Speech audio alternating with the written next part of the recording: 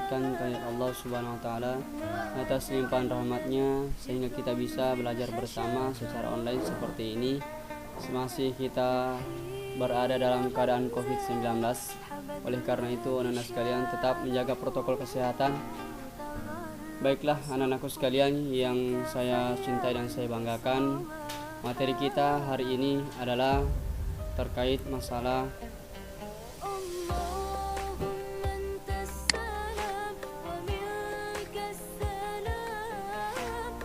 pengaruh kerjasama bidang ekonomi, sosial, politik, budaya, dan pendidikan terhadap kehidupan ASEAN.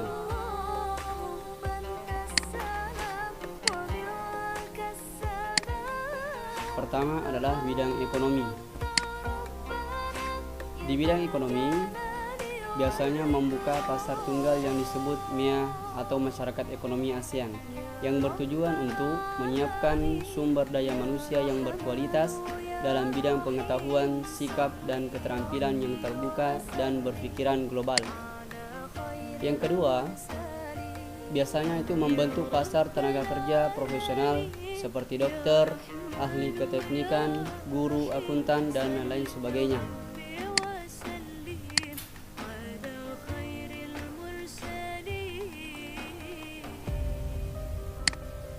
Yang kedua adalah di bidang sosial.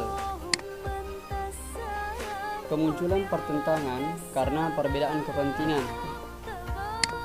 Yang kedua adalah pada tahun 2015, ribuan pengungsi Myanmar membanjiri negara tetangga seperti Malaysia, Thailand, Indonesia, dan menggunakan perahu pengungsi sehingga dikenal dengan manusia perahu.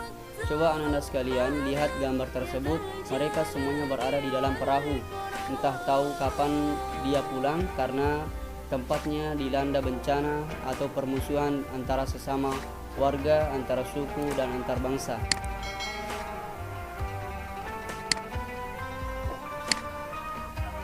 Yang ketiga adalah bidang budaya. Menonjolkan budaya sebagai bentuk pembangunan komunitas ASEAN secara berkesinambungan. Misalnya festival budaya ASEAN, perkemahan budaya, serumpun, industri musik. Lihatlah gambar di sana ada rapat tentang membentuk budaya, membentuk bagaimana kemudian Indonesia bisa melancarkan atau memperhatikan, mengenalkan budaya-budaya kepada negara-negara ASEAN lainnya. Selanjutnya di bidang politik atau pemerintahan. Anak-anakku sekalian, di bidang politik pemerintahan biasanya terjadi sengketa perbatasan wilayah. Sengketa ini adalah sesuatu yang diperselisihkan perbatasan di antara suatu negara. Terkadang terjadi hal seperti itu. Yang kedua, bermunculan pekerja migran atau yang sering berpindah-pindah dari daerah lain sehingga perlu adanya peraturan rekrutmen atau mencari tenaga baru dan harus diberikan perlindungan kepada tenaga kerja migran serta besaran upah yang diberikan. Di sini Anda bisa melihat gambar bagaimana pekerja migran itu melaksanakan pekerjaannya dengan baik. Kemudian tempat tinggal daripada orang-orang yang bekerja sebagai tenaga kerja migran dari negara orang lain.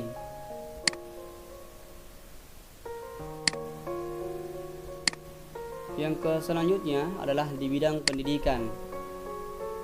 Di dalam bidang pendidikan, peningkatan mutu pendidikan bagi dosen atau guru berupa sertifikasi, akreditasi, standarisasi pendidikan, peningkatan gaji dan kesejahteraan pendidik, serta rekrutmen peserta didik yang begitu profesional.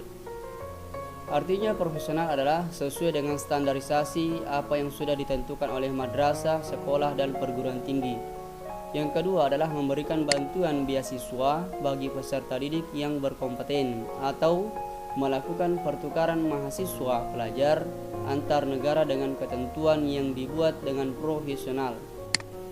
Jadi anak-anak sekalian, Anda juga bisa berkompetensi untuk diberikan beasiswa untuk ke luar negeri antar sesama negara yang berada di kawasan ASEAN.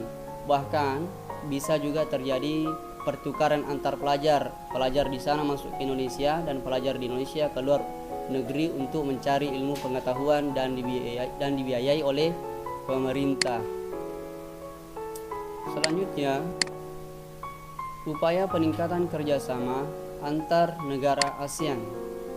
Di dalam upaya peningkatan kerjasama ini ada 3 pilar. Yang pertama adalah pilar sosial budaya. Masyarakat akan bersama-sama mengatasi berbagai tantangan di bidang kependudukan, kemiskinan, ketenagakerjaan, dan kesejahteraan masyarakat serta membuka akses secara luas dalam bidang pendidikan, kebudayaan, iptek, ilmu pengetahuan dan teknologi, kesehatan dan lingkungan hidup. Yang kedua, pilar politik dan keamanan. Nah, peningkatan kualitas pelayanan publik dengan cara melibatkan masyarakat madani dalam pengambilan keputusan, menjaga pertahanan dan keamanan negara, mewujudkan kesatuan dan kedamaian. Jadi, kedamaian dan perdamaian ini perlu dilaksanakan dengan baik oleh para militer di antar negara-negara kawasan ASEAN.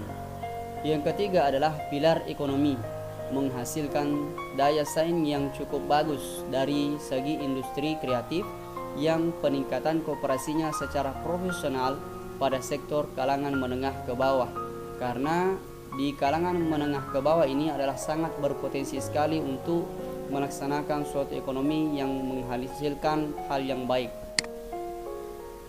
Kita lihat gambar bahwa di sini ada seorang yang menegakkan kedaulatan, menjaga keamanan NKRI, menjaga kawasan ASEAN.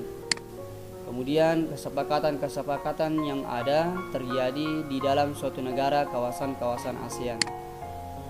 Baiklah anak-anak sekalian, itulah tadi materi-materi yang Bapak sempat bawakan. Mudah-mudahan dapat dipahami dengan baik. Jika ada yang tidak jelas maka bisa dipertanyakan melalui WhatsApp grup atau di dalam Google Classroom. Terima kasih. Assalamualaikum warahmatullahi wabarakatuh.